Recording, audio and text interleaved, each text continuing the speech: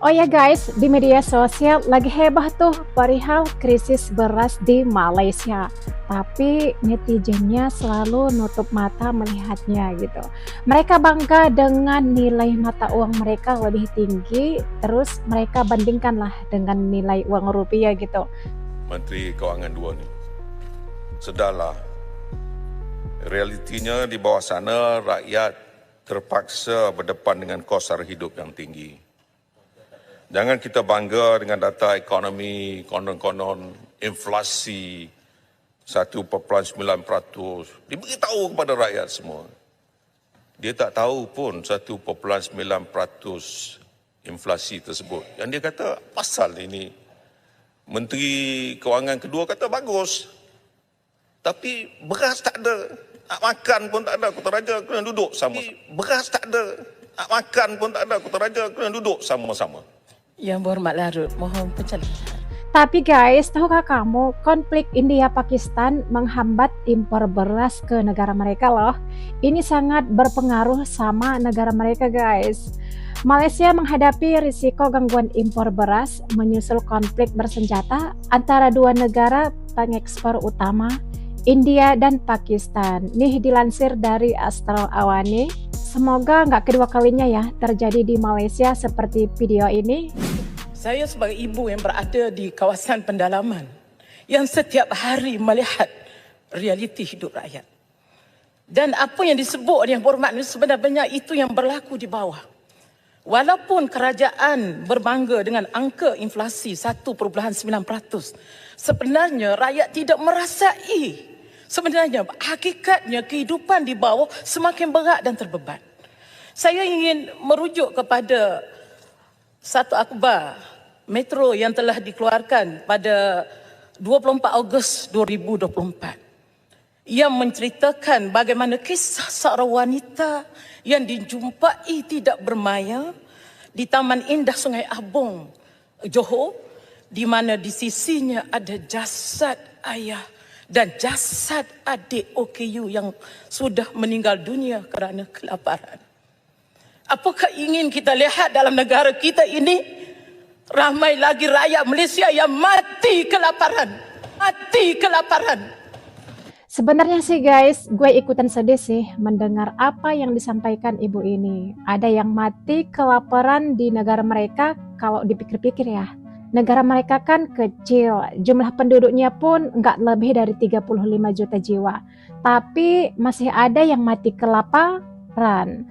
Sebenarnya sih ini nggak ada urusannya sama kita ya guys. Kita negara bertetanggaan ini pasti ada rasa sedih sih mendengarnya ini dan melihat ini.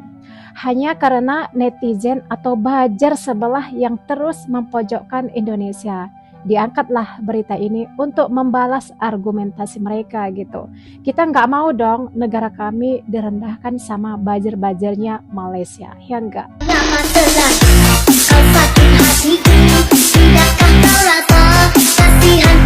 Di mana-mana negara pasti ada rakyat miskin dan hampir semua negara juga punya hutang.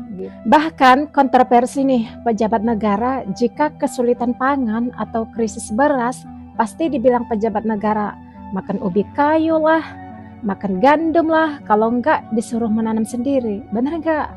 Terus kalau mahal cabai bahkan disuruh nanam cabai. Cara berpikir apa coba seperti itu? Indonesia, Malaysia 11-12 bro. Nih kita lihat videonya. Makan ubi kayu ganti makan nasi. Itu saranan yang Dipertua Dewan Rakyat Tan Sri Johari Abdul sebagai alternatif sementara menu beras putih tempatan BPT selesai. Saya rasa rakyat Malaysia juga harus melihat alternatif. Kalau beras itu menjadi isu, apa tujuan beras kita makan? Tujuannya adalah untuk dapatkan karbohidrat, supply karbohidrat. Saya merasakan bahawa ada tak alternatif karbohidrat lain sementara isu beras ini dapat kita ni. Contohnya saya pernah berbincang dengan beberapa MP dari Sarawak. Banyak MP Sarawak yang menanam ubi kayu. Ubi kayu ini digunakan untuk suplemen sebab ubi kayu ni khasiat dia memang hebat. Dan dia kalau bandingkan dengan sugar yang ada dalam beras, ubi kayu ni jauh lebih bawah menggantikan beras. Buatlah ubi kayu macam mana pun, tentulah saya rasa di Sarawak lah saya dipahamkan amat berjaya. Apa yang dicadangkan oleh beliau? Adakah anda bersetuju ataupun adakah anda merelakan untuk makan ubi kayu? Sepatutnya isu kekurangan beras putih tempatan ni ditangani dengan cara yang lebih bijak lagi, bukan dengan satu cadangan makan ubi kayu. Sebabnya pertama, ubi kayu pun mahal sekarang ni, kita jangan menyangkakan ubi kayu ni murah. Okey, bagi yang tinggal di kampung mungkin boleh bercucuk tanam, ada tanah di sekeliling rumah, Kenyang, tidak harus makan nasi. Bangsa pisang di dalam negeri akan semakin potensial. Sebagai perbandingan, ini 2 buah pisang itu setara dengan 1 porsi nasi sebesar 100 gram. Jadi sebenarnya kalau Bapak Ibu makan 2 buah pisang, itu artinya sudah cukup mengenyangkan untuk mengganti 1 porsi nasi. Sedih saya tengok video tadi. Rakyat Malaysia sekarang ni terpaksa beratur panjang. Tengok tu, panjang beratur hanya untuk mencari semangkuk Maggi. Sanggup. Betapa susahnya zaman sekarang. Oke, barusan sudah kita lihat videonya ya, yang dari Malaysia dan Indonesia. Di Malaysia disuruh makan ubi kayu pengganti nasi, terus di Indonesia disaranin makan pisang biar kenyang. Kita tahu sendiri karbohidrat ataupun vitamin ubi kayu, gandum, pisang hampir setara dengan beras ataupun nasi. Cuman pemerintah ini apa harus seperti itu sikap mereka jika beras mahal? Nggak ada solusi lain gitu. Coba kira-kira dengarkan video bapak-bapak ini.